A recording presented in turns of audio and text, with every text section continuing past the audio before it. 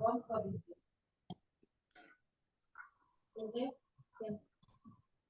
कम।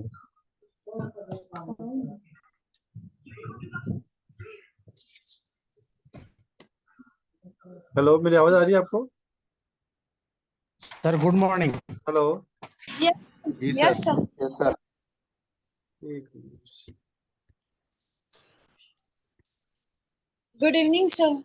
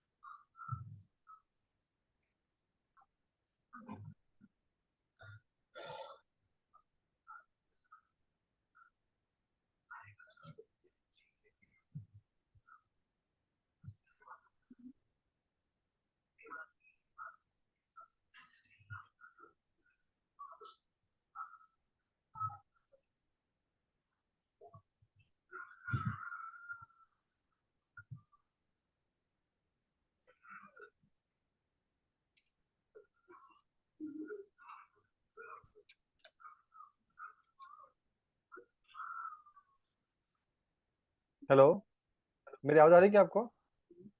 Yes sir. Good evening sir. बता रही है। एक मिनट। Hello hello. हाँ सर, हेलो। आवाज आ रही है? हाँ ठीक है, आवाज अभी आ रही आवाज है? आ रही है ना मेरी? Yes yes sir. जी सर। सर। ठीक है, okay, thank you. Just a minute. तो ठीक है, शेयर करता हूँ।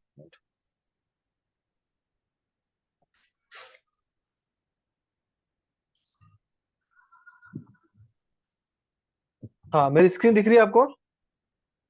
I have shared my screen yes. Already. हाँ हाँ, सर।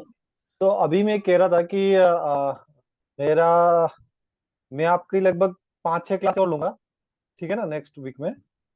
उसके बाद मैं कंटिन्यू नहीं कर पाऊंगा। तो आपको अगर कोई इस ड्यूरेशन में अगर आपको कोई डाउट है या आपको कोई चीज ऐसी है जो आपको समझ में नहीं आ रही है, आप समझना चाहते हैं, तो मुझे बता दीजिएगा, है ना। तो वो टॉपिक हम पढ़ लेंगे उस टाइम। अभी आपके सिलेबस में जो आपका फर्स्ट यूनिट है उसमें एक इन्वायरमेंटल केमिस्ट्री करके है पोर्शन, ठीक है ना। तो उसके बारे में हम थोड़ा डिस्कस करेंगे। तो इसके बारे में आपको एलिमेंट्री नॉलेज तो पहले से होगा, बट थोड़ा डेप्थ में हम डिस्कस करेंगे इसके बारे में। पोल्यूशन के बारे में हम सबको पता है, ठीक है। पोल्यूशन बहुत ही कंसर्निंग इशू है। अगर हम देखा जाए तो मतलब जो मेट्रोज है, जो बड़ी सिटीज है, बड़ी डेवलप्ड कंट्रीज है, उनके लिए पोल्यूशन बहुत ही बड़ा इशू बन गया है। तो इसको किसी भी सब्जेक्ट में पढ़ने से पहले इसके बारे में एलिमेंट्री नॉलेज होना चाहिए, पोल्यूशन के बारे में। तो ये जो पोल्यूशन है, water pollution, air pollution, land pollution, noise pollution, इसके बारे में आपको सबको पता होगा, एलिमेंट्री, है ना, कि क्या होता है। तो हम इतना डिटेल में, इतना मतलब बेसिक नहीं पढ़ेंगे। हम सीधा मतलब मैं आपको जो कुछ टेक्निकल चीजें हैं वो आपको मैं पढ़ाऊंगा। और उसके लिए मैं आपको पढ़ा रहा हूँ सीधा ये जो ग्लोबल वार्मिंग। ग्लोबल वार्मिंग क्या होता है, यहाँ से हम शुरू करेंगे। इन्वायरमेंटल केमिस्ट्री, है ना। जो बेसिक्स है वो आप कहीं से पढ़ सकते हैं, ये कोई बड़ी बात नहीं है ना। तो ग्लोबल वार्मिंग से आप क्या समझते हो?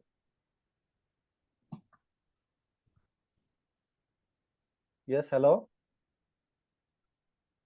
Global sir warming. Ozone layer को जो इम्पैक्ट होता है, तो उसके बाद जो चेंजेस होते हैं आइस में हाँ और वेदर में, जो अर्थ अर्थ का जो टेम्परेचर चेंज होता है सर, बढ़ता हाँ है, हाँ हाँ, बढ़ता जो है, मतलब green global house effect warming हो मतलब गया बढ़ और रहा ये है। सब। हाँ हाँ, हाँ, ठीक है, आपका तो जो आंसर बिल्कुल चेंजेस सही आते है। हैं सर हम्म, यस। हाँ, तो आपका आंसर बिल्कुल सही था। मतलब कि ग्लोबल वार्मिंग मतलब ग्लोब की वार्मिंग हो रही है ना। वार्मिंग हो रही है मतलब गर्म हो रहा है। गर्म क्यों हो रहा है? पोल्यूशन से हो रहा है। लेकिन इसका मैकेनिज्म क्या है? क्यों गर्म? मैं कैमरा चालू नहीं कर सकता हूँ क्योंकि आज मैं यहाँ मोबाइल डेटा से हूँ। तो मोबाइल डेटा इतना एफिशिएंट है नहीं, तो फिर वो दिक्कत आ जाएगी, आवाज आवाज कटेगी उसके बाद। है ना। हाँ, तो मैं ये कहना चाह रहा था कि इसका मैकेनिज्म क्या है, ग्लोब वार्म क्यों हो रहा है। क्योंकि सर, जो जो ग्रीन हाउस हम्म वातावरण में जो सर पोल्यूशन होता है, हम्म उसका इम्पेक्ट जो है हम्म कंसर्न रहता है। हाँ, बिल्कुल सही आंसर है। जैसे हाँ। जैसे एयर एयर का भी जो पोल्यूशन रहता है, उसका भी इम्पेक्ट इन्वायरमेंट पे होता है। हम्म जो जैसे साउंड होता है, साउंड का भी हम्म इम्पेक्ट ग्लोब पे रहता है। हाँ हाँ, तो मतलब एक तरह से हम कहना चाह रहे हैं कि नॉइस, जैसे कि नॉइस पोल्यूशन हो गया, एयर पोल्यूशन हो गया, हाँ, नॉइज। तो हाँ, हाँ। तो air pollution, noise pollution, water pollution, ये सब पोल्यूशन है। पोल्यूशन मतलब कि जो भी चीज है जो अपने इन्वायरमेंट को गंदा कर रही है ना। तो यस गंदा सर। कर रही है तो उससे फर्क क्या पड़ रहा है। मतलब सबसे, हम एक एक क्वेश्चन को आगे से आगे पढ़ेंगे। तो जैसे कि चलो, कार्बन डाइऑक्साइड छोड़ रही है कंपनियां, कार्बन डाइऑक्साइड छोड़ रही है, सीमेंट कंपनियां छोड़ रही है, कुछ कोई भी मैन्युफैक्चरिंग कंपनी कार्बन डाइऑक्साइड छोड़ रही है, तो उससे फर्क क्या पड़ रहा है। मतलब हम ये तो पता है कि कार्बन ऑक्साइड हमारे लिए सही नहीं है, बट उससे फर्क क्या पड़ रहा है ये हमको पता होना चाहिए। मेथेन गैस छोड़ रहा है तो मेथेन गैस हमारे लिए क्यों हार्मफुल है, मतलब ये क्या करेगी, इन्वायरमेंट में क्या इफेक्ट डालेगी कि वो हमारे लिए हाँ। नुकसानदायक होगा। तो इसके लिए हमको इसके बारे में स्टडी करनी है। ठीक है। yes, sir। तो सबसे पहले कि ग्रीन हाउस इफेक्ट। अच्छा, एक ग्रीन हाउस इफेक्ट होता है। ग्रीन हाउस इफेक्ट, पोल्यूशन को पढ़ने से पहले एक हम ग्रीन हाउस इफेक्ट देख सकते हैं। आपने सिटीज में देखा होगा, और गांव में भी, अगर कोई गांव से है तो उन्होंने गांव में भी देखा होगा। ठीक है। कि वो क्या होता है कि कुछ पौधे जो मतलब जो फार्मर्स होते हैं, वो कुछ पौधे उगाते हैं तो उसके ऊपर वो एक शेड बनाते हैं। मतलब वो शेड बनाते हैं यस उसको सर। पूरा पैक करके, शायद मशरूम की खेती ऐसा कुछ होता है, उसके लिए इस तरह की ग्रीन शेड बनाते हैं सेट। वो, है ना। तो ये शेड किसी को पता है कि क्यों बनाते हैं। मतलब अंदर अंदर नर्सरी या मशरूम के पेड़ या जो भी पेड़ अंदर डेवलप हो रहे हैं, बट वो ऐसा इसको शेड में रखते हैं। वो क्यों रखते हैं। सर, वो एक्चुअली सनलाइट सर से जो प्रिवेंट करने के लिए, excess light. Actually sir, sir हाँ जो ग्रीन सेट रहता है, हाँ हाँ, वो green shade, yes. Carbon dioxide वगैरह जो है उसको ऑब्जर्व कर लेता है। ठीक है। हम्म फिर उससे क्या होगा। और फिर वो हीट प्रोटेक्शन भी देता है, हम्म लाइट प्रोटेक्शन। हाँ, लाइट प्रोटेक्शन तो देगा ऑब्वियसली। ठीक है। तो मतलब मेरा कहने का मतलब है कि जो ग्रीन हाउस होता है ना, उसको ग्रीन हाउस बोलते हैं जनरली, है ना। ग्रीन हाउस मतलब उस हाँ। ऊपर, उसके ऊपर का कलर ग्रीन होता है तो उसको ग्रीन हाउस बोलते हैं। तो वो क्या करता है कि हाँ। आपका जो मतलब टेम्परेचर है अंदर, उस टेम्परेचर को यस। बढ़ाता है। बढ़ाता कैसे, मतलब वही कि वो आपकी जो रेज है उनको एब्जॉर्ब करेगा और उसको, उसका टेम्परेचर बढ़ा देगा। मतलब आपके उसका जो जो हाउस आपने बनाया है उसके अंदर का जो टेम्परेचर है वो बढ़ता जाएगा। उसको मतलब टेम्परेचर कुछ बढ़ाने के लिए हम उसको ये चीज करते हैं। तो ये तो होगी अच्छी चीज के लिए। लेकिन ये ग्रीन हाउस इफेक्ट पूरे ग्लोब के लिए कैसे बन रहा है, तो ये हम समझेंगे। ठीक है। ये हमारी, ये ग्लोब है। ठीक है। ये हमारी अर्थ है। ये हमारा एटमॉस्फेयर है जो ये दिख रहा है। ठीक है। तो जब क्या होगा कि ये सन है ना, सन से सनलाइट आ रही है। सन से सनलाइट यहाँ पे यहाँ पे गिरेगी अर्थ पे और रिफ्लेक्ट होगी। तो रिफ्लेक्ट होगी तो क्या होगा कि ये यहाँ से, मतलब देखो, अगर सनलाइट यहाँ से गिर रही है, ठीक है, यहाँ से यहाँ पे गिरी, तो ये रिफ्लेक्ट होने के बाद वापस बाहर निकल जानी चाहिए हिसाब से, तो है ना। रिफ्लेक्ट होने के बाद ये बाहर निकल जाएगी। बट अगर आपका कुछ पोल्यूशन, पोल्यूट हम कह सकते हैं उसको, पोल्यूटेड इन्वायरमेंट है आपका, जिसमें कुछ गैसेस है, लाइक CO2, मीथेन, ठीक है, SO2, क्लोरोफ्लोरोकार्बन, ये डिफरेंट टाइप की गैसेस है, ग्रीन हाउस गैसेस। उसके बारे में भी हम अभी बात करेंगे। तो अगर ये गैसेस अगर आपके इन्वायरमेंट पे है, तो ये क्या करेगी, एक तरह का आपका ग्रीन हाउस बना देगी। मतलब एक तरह से आपको एक लेयर बना देगी आपकी ग्लोब के अराउंड, है ना। तो ग्लोब के अराउंड एक लेयर बना देगी। फिर क्या होगा कि ये जो हीट पास हो रही है ना, ये हीट पास होके होगी नहीं, और यहाँ से रिफ्लेक्ट होके वापस अंदर आ जाएगी, वापस जाएगी। वापस अंदर आ जाएगी। मतलब कि ये हो क्या रहा है कि हमको हीट बाहर निकल जानी चाहिए थी, है ना, बट हीट बाहर नहीं निकल के बार बार वो वापस उसको रिफ्लेक्ट करके अंदर भेज रहा है। कुछ यहाँ पे एब्जॉर्ब हो जा रही है, कुछ वापस रिफ्लेक्ट हो जा रही है। तो मतलब कि ये हीट को बाहर नहीं जाने दे रहा है। जो आपके IR रेज है, इंफ्रारेड रेज, उनको वो बाहर नहीं जाने दे रहा। ठीक है, तो बाहर नहीं जा रहा, मतलब वो यहीं पे बार बार रिफ्लेक्ट हो रही है। ठीक है, वापस अगेन रिफ्लेक्ट होके अर्थ पे आ रही है, अर्थ से रिफ्लेक्ट होकर वापस बाहर जाने की कोशिश कर रही है। तो वो इस साइकिल यहीं पे कंटिन्यू चल रही है। तो इससे क्या होगा कि टेम्परेचर बढ़ेगा। ऑब्वियसली बार बार वही रेज अगर आपके अर्थ पे टकराएगी तो अर्थ उसको एब्जॉर्ब करेगी, है ना। तो इससे आपके अर्थ का टेम्परेचर बढ़ेगा। ठीक है, समझ में आ गया टेम्परेचर क्यों बढ़ेगा, यस। है ना। ये सिंपल सी चीज है कि आपकी जो रेज आ रही है उसको वापस रिफ्लेक्ट बैक हो जाना चाहिए था, बट वो रिफ्लेक्ट बैक क्यों नहीं हो पा रही है, क्योंकि आपकी एक लेयर बन गई है यहाँ पे। ये लेयर बनी है आपकी पोल्यूटेंट गैसेस की वजह से, और इस लेयर की वजह से ये जो रेज है वो रिफ्लेक्ट हो रही है वापस उस लेयर से, और वो वापस अर्थ पे सरफेस पे आ जा रही है, और इससे अर्थ में एब्जॉर्ब हो रही है, इसलिए इसका टेम्परेचर बढ़ता था। तो ये होता है आपका green house effect for the globe. ठीक है, तो इससे आपका टेम्परेचर बढ़ेगा। तो अगर इसको हम लिखना चाहें तो इस तरह से लिख सकते हैं, आप नोट कर लीजिए इसको। Global warming refer to rise in the temperature. Global warming refers to rise in the temperature of the surface of the earth. ठीक है, तो सरफेस का टेम्परेचर बढ़ेगा, उसको हम ग्लोबल वार्मिंग कहते हैं। The green house effect is process by which thermal radiation from planetary surface is absorbed by atmospheric greenhouse gases। Atmosphere में जो ग्रीन हाउस गैसेस होगी, आपके प्लेनेटरी से जो भी प्लेनेटरी सरफेस से जो भी रेडिएशन आ रही है, वो आपके एटमोस्फेयर में जो ग्रीन हाउस गैसेस होगी उससे एब्जॉर्ब हो जाएगी और री रेडिएट इन ऑल डायरेक्शन। वो क्या हो जाएगी, सपोज ये आपका ग्लोब है यहाँ से, और ये आपका सन है। ओके, सन से आपकी रेडिएशन आएगी, गिरेगी यहाँ पे, रिफ्लेक्ट होगी, और यहाँ से एब्जॉर्ब होने के बाद ये वापस अगेन रिफ्लेक्ट होगी, और ये रिफ्लेक्ट सारी डायरेक्शन में हो जाएगी इस तरह से, यहाँ पे इस तरह से सारी डायरेक्शन में ये अगेन रिफ्लेक्ट हो जाएगी। ठीक है, तो यही यहाँ पे लिखा हुआ है कि the green house effect is process by which thermal radiation from A planetary surface is absorb by a atmospheric green house gases. Okay, तो ये एटमॉस्फेरिक ग्रीन हाउस गैसेस से एब्जॉर्ब हो जाएगी एंड री रेडिएट मतलब वापस उसका reflect वापस को क्या बोलते हैं, री रेडिएट मतलब उसका पाथ चेंज कर देगी। Okay, so it will be reradiate in all directions. Okay, तो ये सारी डायरेक्शन में री रेडिएट हो सकती है, ये इस डायरेक्शन में भी हो सकती है कुछ पोर्शन। तो जो इस पोर्शन में री रेडिएट हो रही है उससे हमको कोई दिक्कत नहीं है, लेकिन जो इस डायरेक्शन में रेडिएट हो रही है उससे हमको दिक्कत है, क्योंकि ये वापस हमारी सरफेस पे आएगी और हमारी सरफेस, अर्थ सरफेस उसको एब्जॉर्ब करेगा, और आपका ग्लोबल टेम्परेचर बढ़ जाएगा। सॉरी, ठीक है, क्लियर है ये चीज, है ना। इसको हम और भी कुछ तरीके से समझेंगे। आपने ये नोट कर लिया ना डेफिनेशन, आप नोट कर लीजिए। थोड़ा सा रह गया, 2 मिनट सॉरी,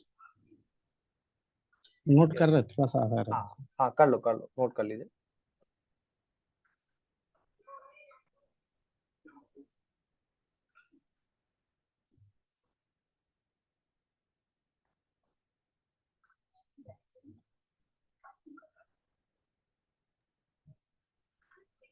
हो गया sir. Okay okay, good. Okay, तो अब हम नेक्स्ट पढ़ेंगे अबाउट ग्रीन हाउसेस गैसेस। ठीक है, तो इसमें जो मैक्सिमम पोर्शन है ग्रीन हाउस गैसेस का, उसके बारे में बता रखा है। 79% क्या है, CO2, carbon dioxide means CO2।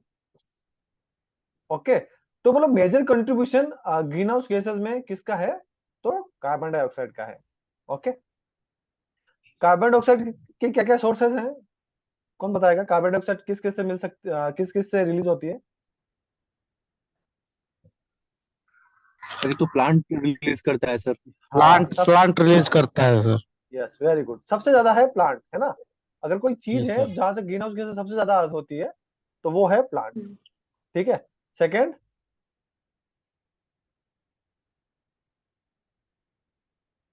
और सेकंड सोर्स जो इंडस्ट्रियल एरिया है वहां से भी।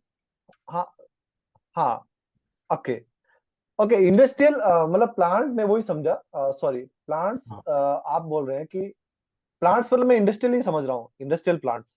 प्लांट्स मतलब वो हाँ ट्रीज इंडस्ट्रियल। नहीं है, है ना? अभी नहीं नहीं नहीं, हाँ हाँ, इंडस्ट्रियल। यस। अब तो फर्स्ट आपका इंडस्ट्रियल CO2 हो गया, ठीक है, इंडस्ट्रियल से CO2 रिलीज होगी।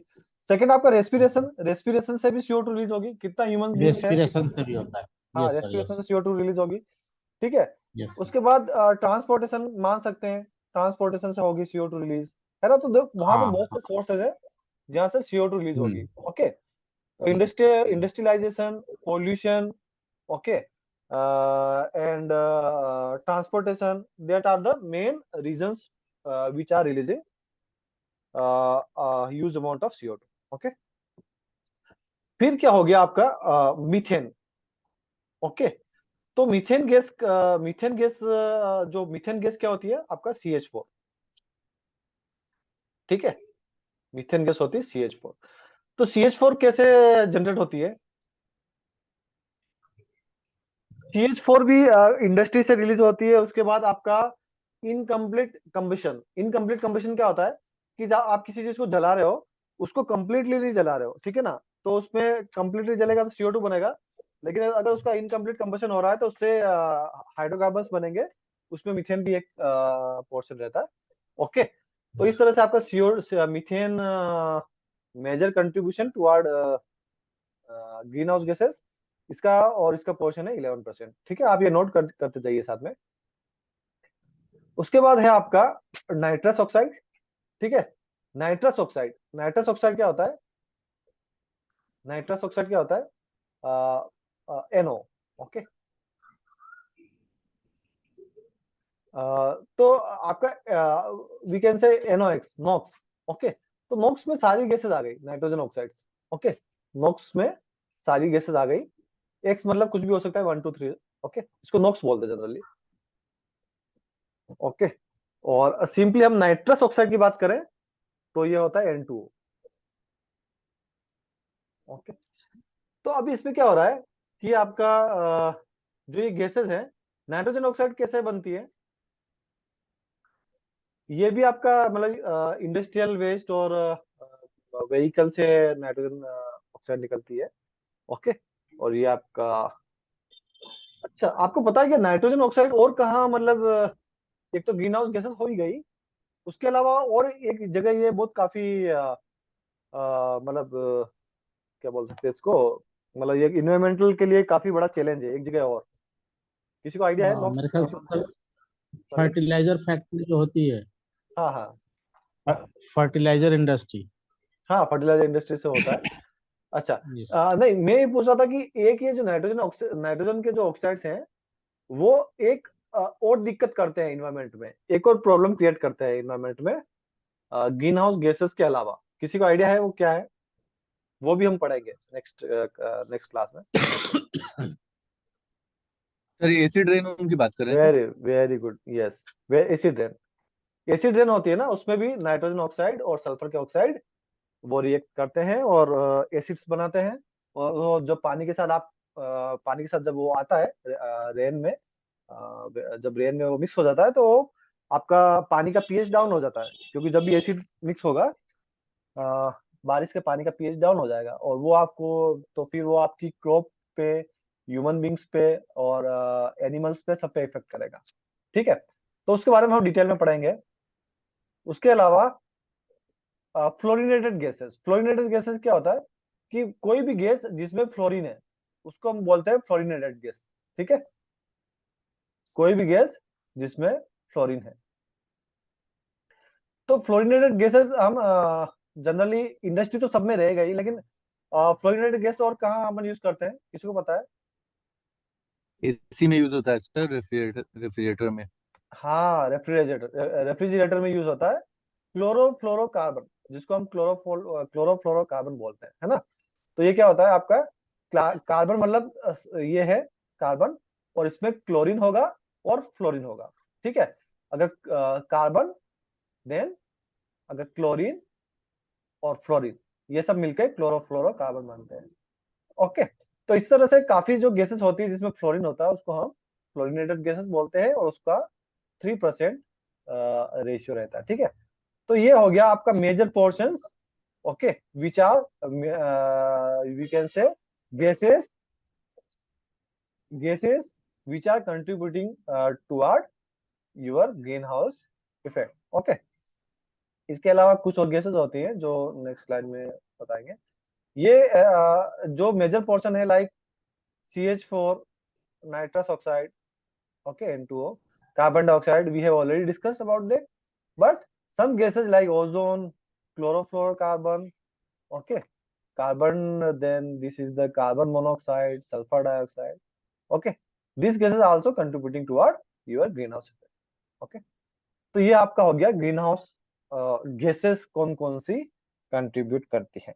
ठीक है, अब ये कर रही है, अगर आपको ग्रीन हाउस इफेक्ट समझ में नहीं आया ना, तो आप सिंपल सिंपल सी चीज समझ सकते हो कि अगर आपको ठंड लग रही है, ठीक है, अगर आपको ठंड लग रही है, अगर आप कंबल ओढ़ लोगे तो क्या होगा? अगर आप कंबल ओढ़ लोगे तो क्या होगा? ठंड नहीं लगेगी सर। हाँ, बस वही है, गर्मी है। ठंड ठंड नहीं लगेगी। क्यों क्यों नहीं लगेगी? क्योंकि आपका शरीर गर्म हो जाएगा। शरीर गर्म क्यों होगा? क्योंकि जो आपका शरीर से जो रेज बाहर निकल रही है, जो आपका टेम्परेचर रिलीज हो रहा है एटमोस्फेयर में, वो नहीं होगा। वो कंबल मतलब जो टेम्परेचर है वो कंबल देगी, कंबल वापस आपको मतलब वो टेम्परेचर को बाहर नहीं जाने देगी, है ना? यही हुआ ना ग्रीन हाउस मतलब कि वो आपको बाहर, आपका शरीर का टेम्परेचर बाहर नहीं जाने दे रही है कंबल। वैसे ही जो आपकी जो ग्रीन हाउस गैसेज है वो भी यही काम कर रही है ना? अगर ये आपका अर्थ है और इसके ऊपर ये ग्रीन हाउस की एक कंबल बन गई है, सपोज इसने एक कंबल ओढ़ ली है इस तरह से, ठीक है, तो ये कंबल क्या करेगी, यहाँ से जो हीट है वो बाहर नहीं जाने देगी। ठीक है, तो ये बाहर नहीं जाने देगी, वापस इसको अंदर भेजेगी, वापस बाहर जाने की कोशिश करेगी, वापस इसको अंदर भेजेगी। तो इस तरह से इसको गर्म करेगी ये कंटिन्यू, है ना? तो रेज एक बार अंदर आ गई, सन से एक बार रेज अंदर आ गई कैसे भी करके, तो वो बाहर नहीं जा पाएगी। क्यों नहीं जा पाएगी? क्योंकि ये जो ब्लैंकेट है आपका, ब्लैंकेट किससे बना है? तो ब्लैंकेट बना है आपका ग्रीन हाउस गैसेस से। ठीक है, समझ में आ गया मेरे हिसाब से? बिल्कुल clear. Okay,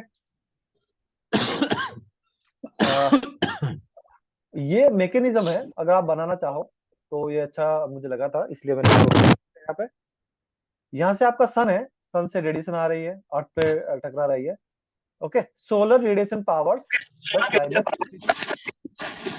Some solar radiation is reflected by the earth and the atmosphere। Okay, तो देखो सन से कुछ रेज है जो रिफ्लेक्ट हो रही है, ये हो रही है आपकी सरफेस से रिफ्लेक्ट हो रही है, और कुछ रेज हो रही है रिफ्लेक्ट आपके एटमोस्फियर से ही। जैसे एटमोस्फियर में क्लाउड्स रहते हैं, सम डस्ट पार्टिकल्स रहते हैं, तो उनसे भी रिफ्लेक्ट होकर बैक हो रही है।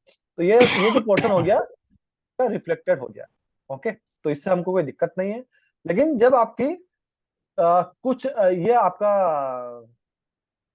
क्या बोलते हैं, आपका ये ग्रीन, ये एटमोस्फेयर है, अगर एटमोस्फेयर में से कुछ रेज रिफ्लेक्ट होके वापस बेक आ रही है, लाइक यहाँ से बेक होके ये आ रही है, और क्योंकि ये मैंने आपको पहले ही बताया कि ये सारी डायरेक्शन में रिफ्लेक्ट होती है, तो ये इस डायरेक्शन में भी रिफ्लेक्ट हो सकती है।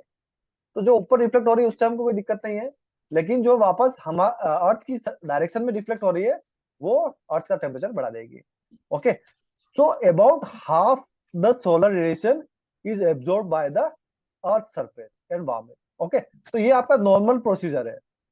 नॉर्मल प्रोसीजर में क्या होगा कि आपका जो आधे अमाउंट की जो रेडिएशन है वो आपकी अर्थ सरफेस से एब्जॉर्ब हो जाएगी, मतलब 50% आपका एब्जॉर्ब हो जाएगा, फर्स्ट में ही 50% एब्जॉर्ब हो जाएगा। ओके, और जो 50% है वो रिफ्लेक्ट हो जाएगा। तो ये आपका जो 50% है वो आपका बाहर निकल जाना चाहिए इस पर स्टैंडर्ड फिनोमेना। लेकिन अब क्या हो रहा है, some of the infrared radiation passes through the atmosphere but most is absorb and reemitted. ठीक है, एक बार एब्जॉर्ब होगी और फिर वापस री इमिटेड होगी in all direction by the green house gases, molecules and clouds। The effect of this is to warm the earth's surface and lower and the lower atmosphere। okay, lower atmosphere मतलब atmosphere की जो आपकी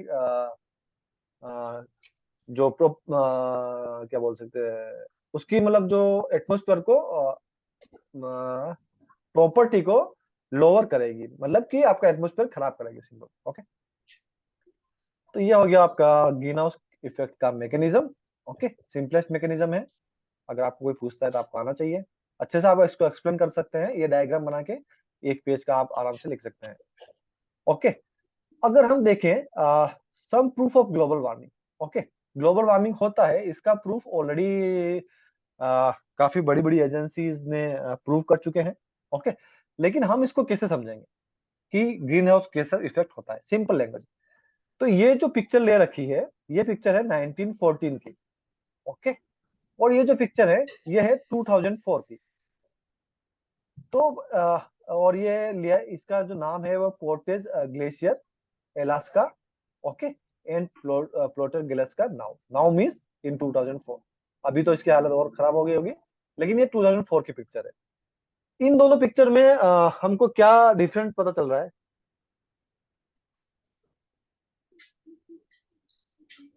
जो second picture है sir, उसमें दिख रहा है कि वाटर कंटेंट इधर ज्यादा है, हाँ, वाटर कंटेंट ज्यादा है। और सेकंड फर्स्ट पिक्चर में दिख रहा है कि आइस बना हुआ है वही वाटर। हाँ, तो मतलब हम ये कह सकते हैं कि 1914 में जो आइस था वो 2004 में जी, आपका पानी बन गया है। ठीक है, तो पानी ये बन ऐसे, गया, यस। हाँ, तो ये किस रीजन से हो रहा है?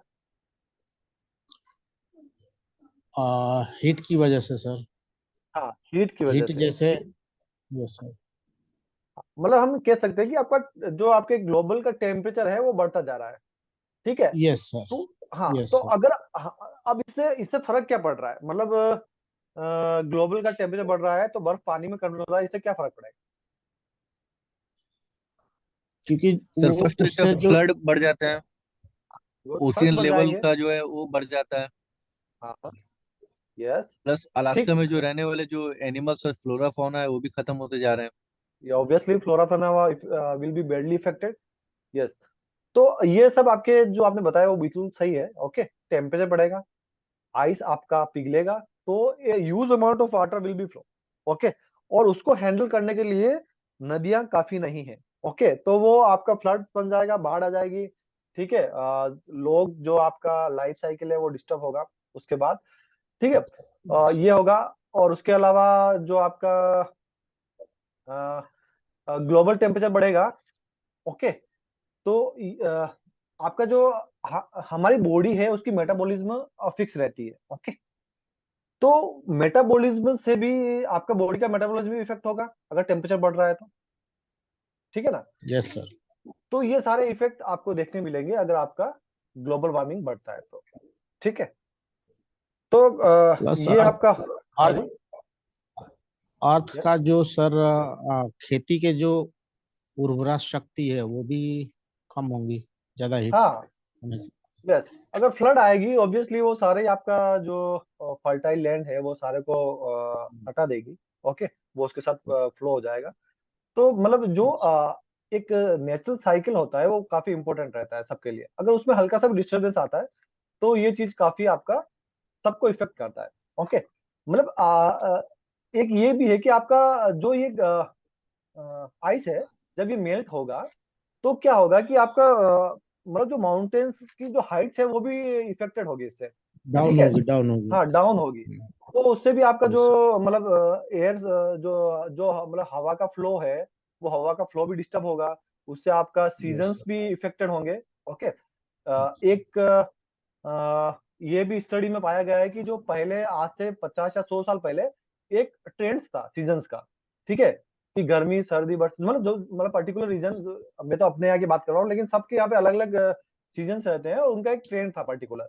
बट जैसे जैसे यस। ग्लोबल वार्मिंग बढ़ती जा रही है वो ट्रेंड भी धीरे धीरे ट्रेंड डिस्टर्ब होता चेंज जा हो रहा रहा है, है। चेंज हो रहा है। ठीक है, तो ये चीज में हमको ये सब इसमें बैड इफेक्ट आते हैं ग्लोबल वार्मिंग के। ओके, तो आज हमने ग्लोबल वार्मिंग समझ लिया। मुझे लगता है कि आपको ये सब चीजें समझ में आ गई होगी, है ना? इसके रिगार्डिंग यस कोई डाउट हो तो मुझे बताइए। नहीं है? ओके, सर वो तो जो हाँ, CFS जो गैस था, हाँ, क्लोरोफ्लोरो, यस, आजकल कुछ हाँ, कंपनीज बोलती हैं कि इको फ्रेंडली गैस आ रहा है, आज R122 हो गया, हाँ, हाँ, हाँ, R130 हो गया, तो क्या रियली में हाँ, वो इको फ्रेंडली है सर, या अभी भी हाँ, वो? नहीं, उसमें उसमें क्या कि क्लोरोफ्लोरोकार्बन होता है वो उसमें जो फ्लोरीन कंटेंट है उसको सब्स्टिट्यूट कर रहे हैं अदर गैसेस से, है ना। तो वो गैसेस दूसरी है, मतलब आजकल तो बहुत सी दूसरी गैसेस आ गई है। इसके बारे में मैं आपको कल डिटेल में बताऊंगा कि कौन कौन सी गैसेस अभी यूज कर रहे हैं, क्योंकि मुझे थोड़ा इसमें एक बार पढ़ना पड़ेगा। कल मुझे एक बार रिमाइंड करेगा, मैं आपको बताऊंगा क्लियरली। बट ये है कि जो इनिशियली जो रेफ्रिजरेटर में जो गैसेस यूज होती थी वो अब नहीं होती है, ये मुझे पता है। अभी मतलब उसका सब्स्टिट्यूट ढूंढ लिया है लोगों ने। तो वो आपका मतलब क्लोरोफ्लोरो कंटेंट कम करता है तो वो आपको ओजोन लेयर, मतलब अभी तो जो होते हैं ना इन्वायरमेंटल फ्रेंडली, मतलब आपका जो अब रेफ्रिजरेटर खरीदने जाते हैं तो उसमें इको फ्रेंडली लिखा आता है। तो वो गैसेस होती है वो मतलब ओजोन लेयर को इफेक्ट नहीं करती है। इसके बारे में, इसके कंपोजिशन क्या ओके होता सर। है और कितना है, मैं आपको इसके बारे में कल बताऊंगा, ठीक है ना, क्योंकि मुझे एक बार देखना पड़ेगा उसको। और कोई ओके डाउट? नहीं ठीक है, तो ये हमने आज पढ़ लिया। अभी इसके बारे में, yes just minute. Sir, next class क्या रहेगा आपने? नेक्स्ट क्लास में 2-3 क्लास ये पढ़ाऊंगा आपको, जैसे ग्लोबल वार्मिंग हो गया, उसके बाद एसिड रेन ओके। हो गया। ओके। और क्या जो भी इसमें मतलब टेक्निकल चीजें होती है थोड़ी, जो समझाने लायक होती है, बाकी तो जनरल आप एयर पोल्यूशन क्या होता है, वाटर पोल्यूशन का, ये सब आप पढ़ ही लोगे, है ना। तो मैं सर ये जो आपको एक दिन केमिकल हाँ। रिएक्शंस हैं, हम्म। कंडेंसेशन रिएक्शन और पॉलीमराइजेशन रिएक्शन और जो जैसे रेजोनेंस होता है, इसका भी क्लासेस आप लेंगे या कोई और लेगा सर? रेजोनेंस क्या मतलब, कौन सा रेजोनेंस? जो हमारे जैसे जो मेरा सिलेबस है ना सर, हाँ हाँ। उसमें सारे टॉपिक्स हैं रेजोनेंस को लेके, हाइब्रिडाइजेशन को लेके, फिर रेजोनेंस कंडेंसेशन रिएक्शन। एक minute, just just a minute, एक मिनट, मैं आपको सिलेबस बता देता हूँ मैं क्या पढ़ा रहा हूँ और आपको क्या पढ़ना है, एक बार मुझे बता दीजिएगा। Just a minute. सर आप यूनिट फर्स्ट ही पढ़ा रहे हैं ना अभी? हाँ हाँ, यूनिट फर्स्ट का मैं ये वाला पोर्शन पढ़ा रहा हूँ, दिख रहा है आपको यस सर। स्क्रीन? हाँ हाँ हाँ। तो मैं इन्वायरमेंटल केमिस्ट्री में जो ये पोल्यूशन है, तो मैं जैसे एयर वाटर पोल्यूशन, ये सिंपल चीजें मैं आपको नहीं पढ़ा रहा हूँ, ये आप मतलब कहीं से पढ़ सकते हैं, कोई चीज दिक्कत नहीं है। ये तो सर हम इस नोट्स बना लेंगे सर, हाँ इसको हाँ थोड़ा स्क्रॉल कीजिए ना और नीचे, हाँ हाँ और नीचे कीजिए, यहाँ और पे नीचे आइए सर। नहीं नहीं नहीं, इसके नीचे और भी रिएक्शंस वाले हैं, सेकंड यूनिट में, मतलब दूसरे यूनिट्स में है। मतलब फिजिकल, ये तो पॉलीमर फिजिक्स स्टार्ट हो गया है। सर तो आप जैसे कहाँ के? 20 पेजेस के सिलेबस है ना सर, हाँ हाँ हाँ। तो इसमें कुछ टॉपिक्स है जैसे आपके रेजोनेंस से रिलेटेड है। और नीचे आ जाइए सर। लेट मी, हाँ हाँ। कुछ चीजें तो आपने बिहेवियर, इसमें कवर कर लिए हैं, ग्लास हाँ ट्रांजिशन टेम्परेचर तो आपने पढ़ाए हैं, क्रिस्टलाइजेशन। और नीचे हाँ। आइए सर।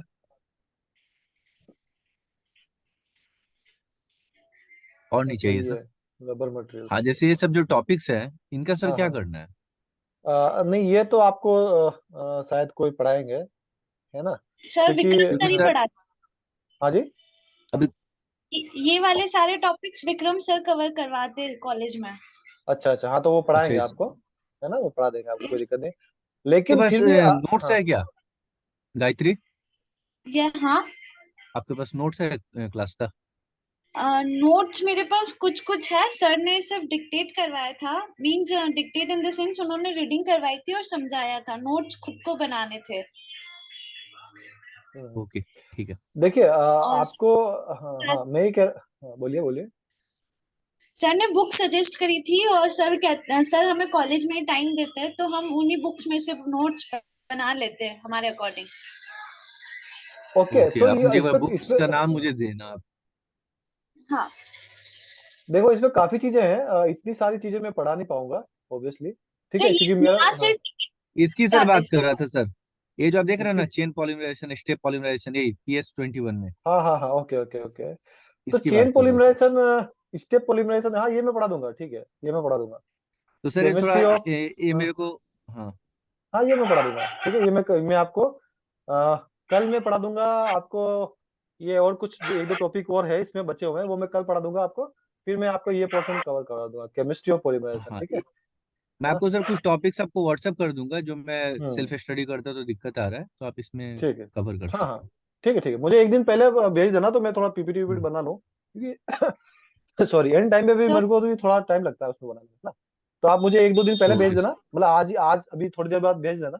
तो मैं आपको उसके हिसाब से पीपीटी बना के मैं आपको, क्योंकि मैं अब ज्यादा क्लास लूंगा नहीं, मतलब 5-7 क्लास और लूंगा। तो मेरा हो जाएगा, क्योंकि उसके बाद मुझे कुछ, मैं कहीं और जा रहा हूँ थोड़ा बाहर, तो मुझे टाइम मिलेगा नहीं इतना। सर उसके जो बाद भी थ्योरी अगर वाले क्लासेस है ना, हाँ, थ्योरी वाले क्लासेस तो मैं नोट्स बना लेंगे, हम लोग नोट्स बना लेंगे, चाहे क्लास में हम्म, हो चाहे खुद सेल्फ स्टडी हो। लेकिन ये जो हम्म, केमिकल रिएक्शंस वाले होते हैं ना सर, पॉलीमर साइंस हम्म, के, ये हाँ, थोड़ा हाँ, अंडरस्टैंडिंग के लिए कोई बताता है तो ज्यादा समझ में आता है। नहीं मैं बता दूंगा। तो आप बस, आपको इतना सा करना है कि आपको ये लेके आना है कि मतलब आपको क्या समझ में नहीं आ रहा। मुझे सिर्फ टॉपिक आपको व्हाट्सअप करिए 2 दिन 3 दिन पहले, मैं आपको हम्म, उसका पढ़ा दूंगा, कोई दिक्कत नहीं है मेरी तरफ से। ठीक है, मैं टेक्स्ट कर देता हूँ सर। हाँ हाँ, बस ये मुझे टेक्स्ट कर दीजिएगा, ठीक है। तो सर ये आपका, हाँ जी, हाँ, सर ये yes? जो PS21 से जो सिलेबस स्टार्ट हो रहा है वो सेकंड सेमेस्टर का हो रहा है।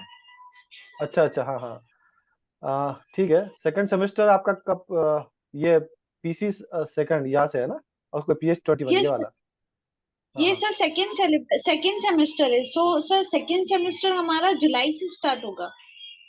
अच्छा, अच्छा, ये जुलाई जो से। फर्स्ट सेमेस्टर हाँ, है गायत्री, इसका कुछ आया क्या शेड्यूल एग्जाम का? नहीं, अभी तक कोई कॉलेज में नोटिफिकेशन नहीं आया है। क्योंकि सर आज व्हाट्सएप में मैसेज किए थे ना कि सेमेस्टर के एग्जाम का फी देना है, जिसको बकाया है, तो जल्दी आने वाला है, कुछ ऐसा। हाँ, वो फीस एग्जाम फॉर्म की कल लास्ट डेट है, तो वो फिल करना है। हाँ, ओके तो ठीक है, आपका यानी देखिए अभी कोई अभी, डेट कंफर्म नहीं है। हाँ, डेट कंफर्म नहीं है। अच्छा मैं क्या कह ओके रहा था कि ठीक आपको है। जो भी चीज है ना इसमें, फर्स्ट सेमेस्टर का अभी आप कर लीजिए एक बार। मेरे हिसाब से फर्स्ट सर सेमेस्टर करना ठीक रहेगा, है ना। तो फर्स्ट सेमेस्टर में से अगर आपको कोई चीज अगर आपको समझ में नहीं आ रही तो मुझे भेज दीजिए। ये सेकंड सेमेस्टर में मैं अगर क्लास लूंगा, अगर पॉसिबल हुआ तो मैं क्लास लूंगा। मतलब आप जुलाई से स्टार्ट होगा ना, तो अगस्त सितंबर में देखता हूँ मैं, है ना, अगर होगा पॉसिबल तो मैं ये चीजें पढ़ा लूंगा, ये मैं अच्छे से पढ़ा लूंगा, कोई दिक्कत नहीं है ना, ये क्योंकि मेरा फील्ड का ही है। तो उस यस टाइम में आपको ये चीजें ओके पढ़ा सर। दूंगा, ठीक है। तो अभी सर अभी के मुझे लिए आप, हाँ, बोलिए। सर मुझे जो केमिस्ट्री में फर्स्ट सेकंड यूनिट है मोनोमर्स, उसके टाइप्स पढ़ने हैं और फंक्शनैलिटी पढ़नी है। हाँ, तो मुझे आप टेक्स्ट कर लिए मोनोमर के टाइप्स और functionality, means yes how it sir, will functional, means आप मोनोमर मोनोमर टाइप्स में। हाँ, मोनोमर कैसे, मतलब मैं थोड़ा समझा नहीं, मोनोमर के टाइप्स क्या होते हैं? मोनोमर अलग अलग तरह के मोनोमर होते हैं ना, मतलब कि वो मतलब केमिकली अलग अलग होते हैं, या फिर आप कुछ अलग अलग वे में उसको समझना चाह रही है? सर एक तो वो होता जो है, हाँ, टॉपिक, वही समझ में नहीं आ रहा है कि वो टॉपिक कहना क्या चाहता है। कहाँ है वो, किस जगह है मुझे सर बताइए। फर्स्ट, हाँ सर यहीं पे second unit, I think so. किसमें किसमें? सर फॉर PS11 से थोड़ा हाँ सा नीचे करिए। हाँ, रॉ मटेरियल्स, ये तो, sir raw material monomers okay characteristic function types. Okay okay okay, ठीक है ठीक है ठीक है, मैं इसको कवर, मैं आपको बताता हूँ इसके बाद, है ना, 2 3 क्लास बाद मैं आपको इसको कवर कर, चलो ये टॉपिक हम कवर कर लेंगे, okay. Monomers, characteristics, functionality, okay ठीक है, ये कर लेंगे, ओके। तो मिलते हैं कल फिर, यस। और आप एक्चुअली क्लास, एक डाउट था, अपना जो सिलेबस है, हाँ इसमें फर्स्ट सेमेस्टर के लिए आप जो 2 इयर्स वाला कोर्स है, 1.5 इयर्स वाला, वो कर रही है ना? हाँ, मैं हाफ एंड वो मेरा कोर्स 18 मंथ का है। अब मेरा भी सेम है। तो हमारा जो फर्स्ट सेमेस्टर है उसमें कौन कौन सा PS11 और PS11 to 15। 11 to 15 कंप्लीट आएंगे, राइट? हाँ, आप मुझे व्हाट्सएप कर दीजिए, मैं आपको सारी डिटेल्स मैसेज पे बता देती हूँ। Okay okay, thanks. चलो ठीक है, फिर मिलते थैंक हैं यू कल, सर। है ना। Okay okay, thank yes sir, thank you sir. You, okay, thank you.